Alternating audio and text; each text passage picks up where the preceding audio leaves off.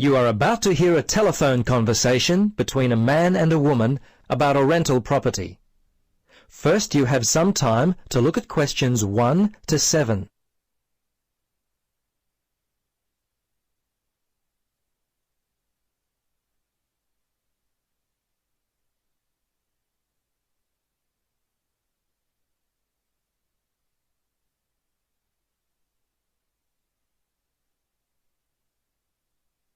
Now, listen carefully and answer questions 1 to 7. Central Realty, Jill speaking. How can I help you? Yes, hello, Jill.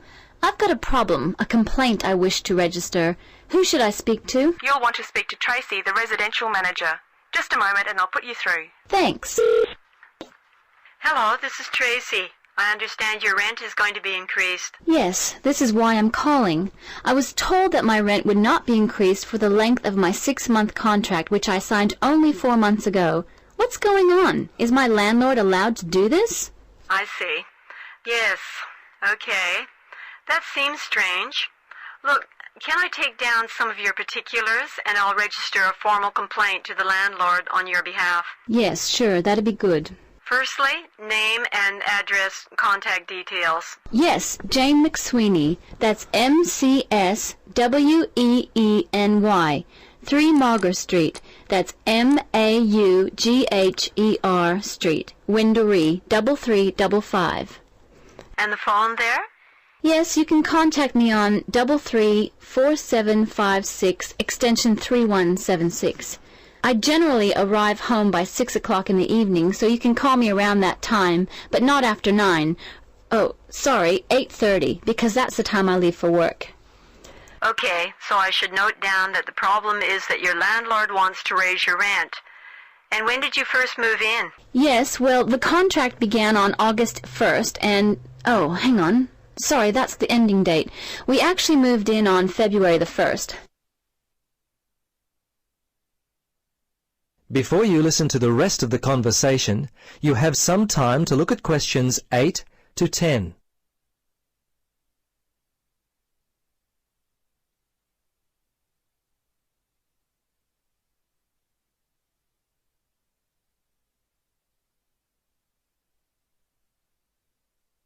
Now, listen carefully and answer questions 8 to 10.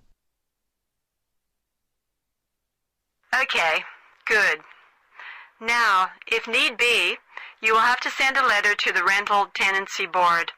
But as I said, first let us approach your landlord on your behalf and see if we can work out the problem before it gets to that situation. I'd be very surprised if you have to send a letter. 95% of these kinds of problems get solved early on. Okay. Now, if you have any problems you need to discuss, feel free to come in and talk with the general manager. In the meantime, if you would just wait until we receive an answer from your landlord, we'll be able to then plan our next step. Is there anything else I could be doing? Well, you could write a letter to the RTB listing all the events as they happened from your point of view. But as I say, hold on to it. Don't send it unless we have to. Well, that's about it for now. Thanks for your call. I'm sure we can sort this out. Thanks very much for your help. I hope we can sort it out too. Bye for now. Yes, bye. That is the end of part 1. You now have half a minute to check your answers.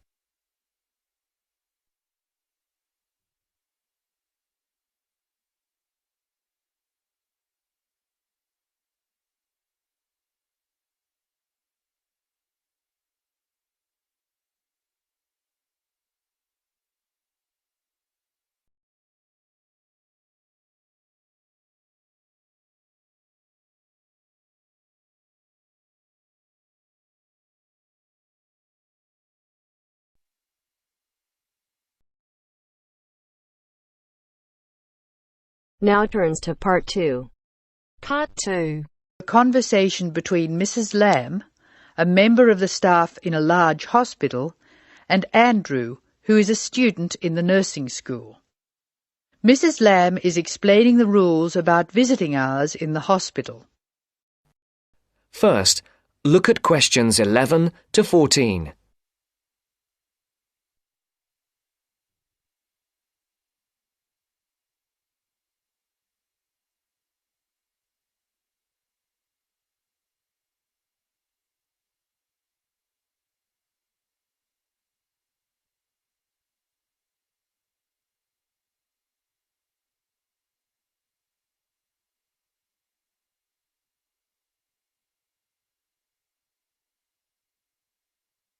Listen carefully.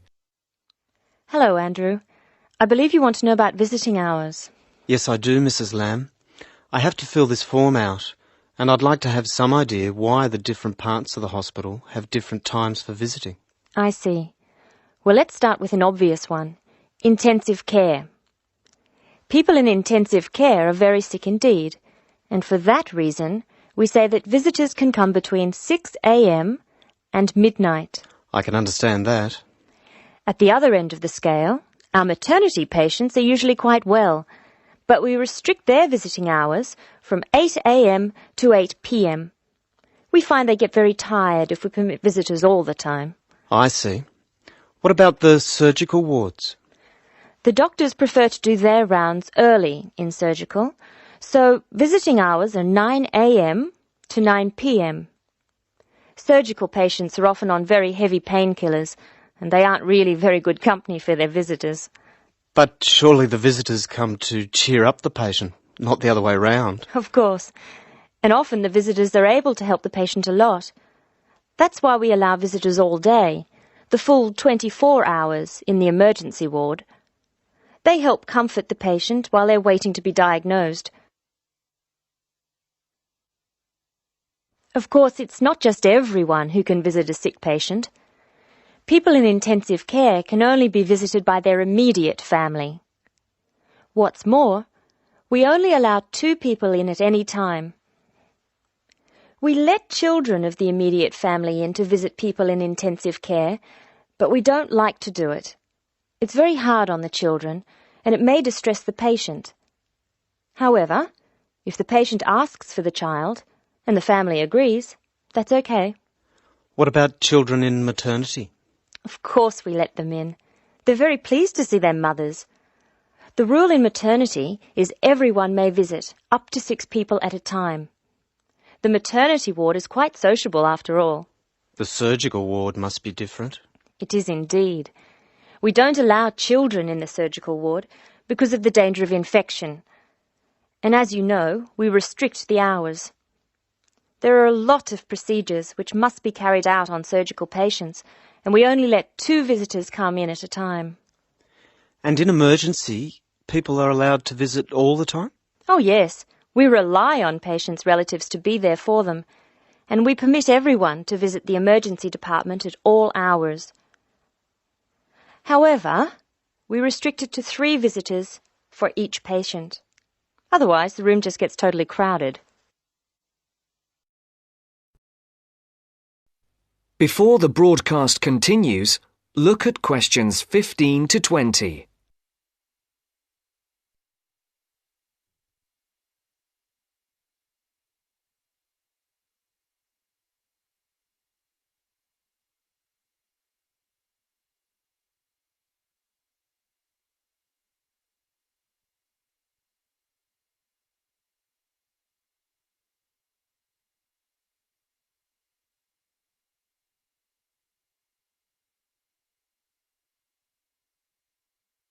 You will now listen to the second part of the talk. Now I have your schedule for the next week's observation sessions. Are you ready? Yes. Where do I start? On Monday, you'll be in male surgical in the morning and in female surgical in the afternoon. You'll be following Dr. Shea on her rounds. Thank you. And on Tuesday? On Tuesday, you'll be with Dr. Thomas in the morning and Dr. Robertson in the afternoon. No, that can't be right. You're with Dr. Thomas in the afternoon and Dr. Robertson in the morning. Do I ever get to see Dr. Kim? Yes, you'll be with Dr. Kim on Thursday and Friday.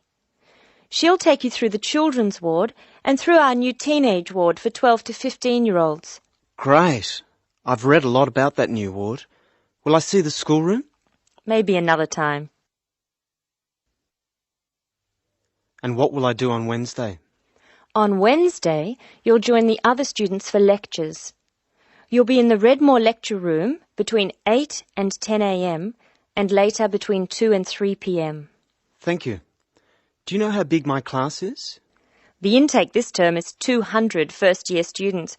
I'm pleased to say about 1/3 are men, which is good. Nursing used to be an almost entirely female occupation. I know. My father trained as a nurse, and he was considered very unusual.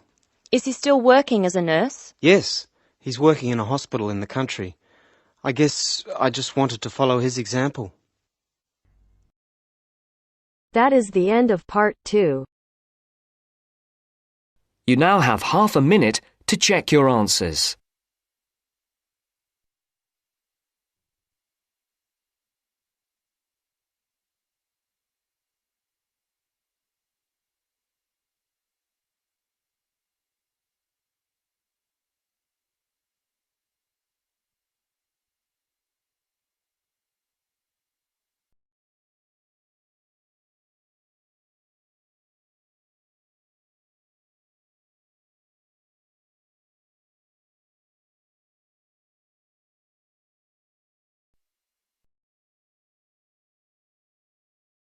Now turns to part 3.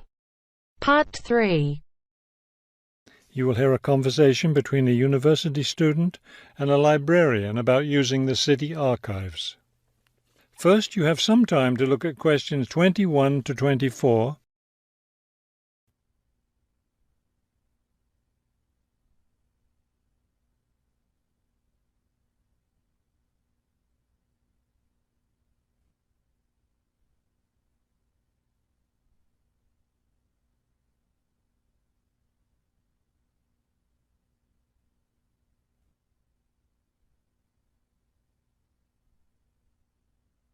As you listen to the first part of the conversation, answer questions 21 to 24. Hello. I was wondering if you could give me some information about using the archives? I'd be happy to. Are you a resident of the city? Actually, I live just outside the city, but I study at the university downtown. That's fine. All you need to do is show your university identification card, and you can use the archives at no charge, as long as your ID card is current, of course. Yes, it's valid. So I don't have to pay anything? No, city residents pay an annual fee, but students can use the archives for free. Everyone else needs to get special permission from the director, but that doesn't apply to you, of course. Oh, good. I was also wondering about the schedule. I have classes every day, Monday through Friday, and I also have a part-time job, so I could really only use the archives on weekends. That's not a problem at all. We're open all weekend. Actually, the only day we're closed is Monday, so you can come any day, Tuesday through Sunday. Are you open in the evenings?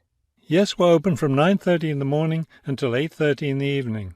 That will fit my schedule well.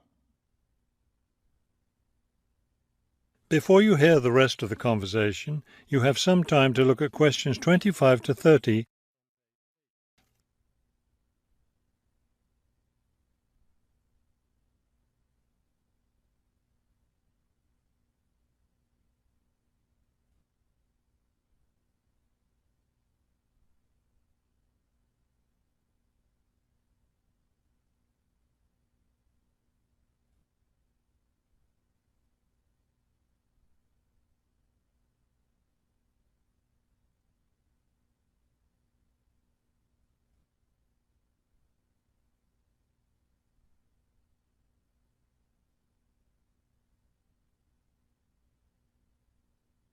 Now listen and answer questions 25 to 30. Is there something else I can help you with? Yes. One thing I'll be needing to see for one of my class projects is old photographs. Do you have photographs of the city in the 19th century that I could look at? Yes, we store all the photographs in the basement. Those stairs over there will take you down to the photography collection. Just tell the librarian there what you're interested in, and he'll help you. Those would be 19th century photographs? Yes, the entire collection is there. Now, if you're interested in seeing documents from the 19th century, those are right here on the ground floor. I would like to see some of those documents. Does that collection include newspapers too? No, all the newspapers from the earliest ones in the 18th century up to the current time are on the second floor. Here, let me just give you this map of the archives, and you'll be able to find whatever it is you need. Thank you. Oh, I see you have a whole room devoted to maps. Yes, on the third floor.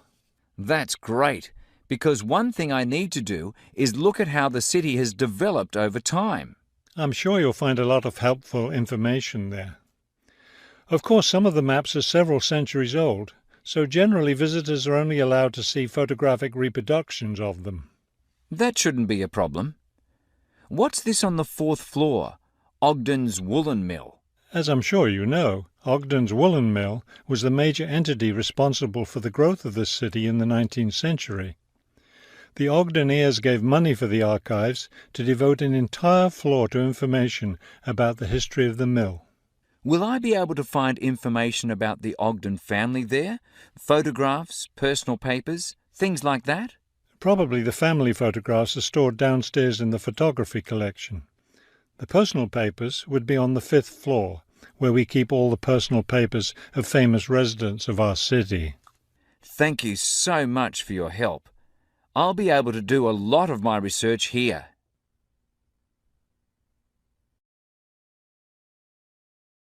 That is the end of part 3.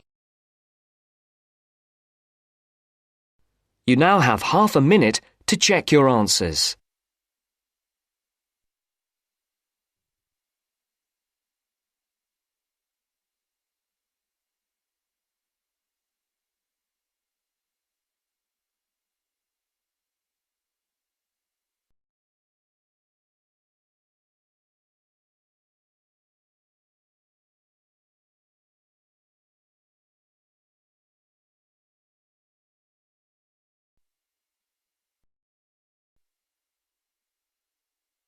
Now turns to part 4.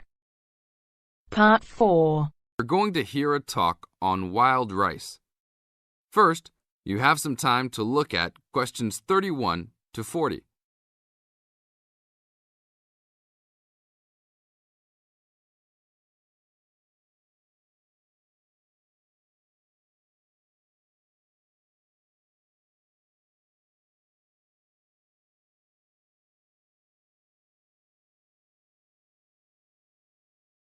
Now listen to the tape and answer the questions. Good morning. Today we'd like to talk about wild rice. Contrary to what many people believe, wild rice is not rice at all, but a grass.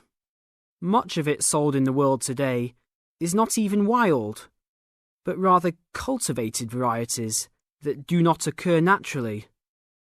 Wild rice is really an annual aquatic seed found mostly in the upper freshwater lakes of Canada, Michigan, Wisconsin, and Minnesota in North America. Indians gathered wild rice before any explorers set foot on the North American continent. Early explorers were greatly impressed with the strength and hardiness of the woodland Indians, and attributed their vitality to their ample servings of wild rice. Wild rice can grow in water as shallow as 3 or 4 feet along marshes and muddy waters. A tall plant, it grows to a height of 8 to 10 feet, with a long flower cluster that reminds one of a narrow broom. The grains in their husks on the tall stalk look somewhat like oats. Truly wild rice is a challenging crop to grow. Even today, it's very susceptible to failure due to weather conditions. If a heavy windstorm comes along just before harvesting, the seeds can be blown into the water, ruining an entire crop. Harvesting at just the right time becomes a matter of beating the birds to it, since wild rice is considered a delicacy by many birds living in the area. Other challenges include insects, disease, poor drainage, and high waters. If the grains are too green, they are difficult to thresh or beat out of their husks. If left on the plant too long, even a few days too long, they fall off the plant into the water.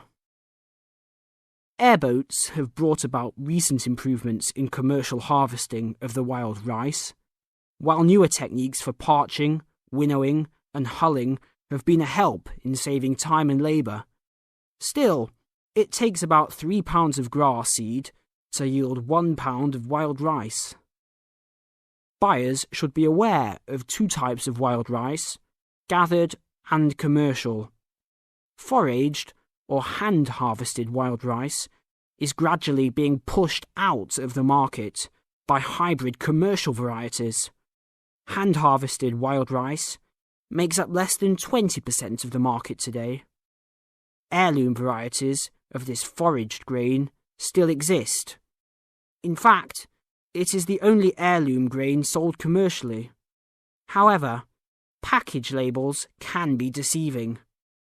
Though the label may read Indian harvested or organic, the product may be hybridized wild rice placed in freshwater lakes and gathered by Indians in airboats. Hand-harvested, organic, and from the Great Lakes region is the real thing, with superior flavour and aroma, but it may be difficult to find. Though wild rice is one of the most expensive grains, it goes a long way. Some say that 1 pound of the grain can feed 30 people.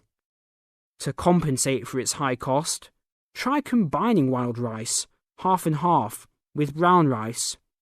For a truly colourful presentation, try 1/3 of each: white rice, brown rice, and wild rice. That is the end of part 4.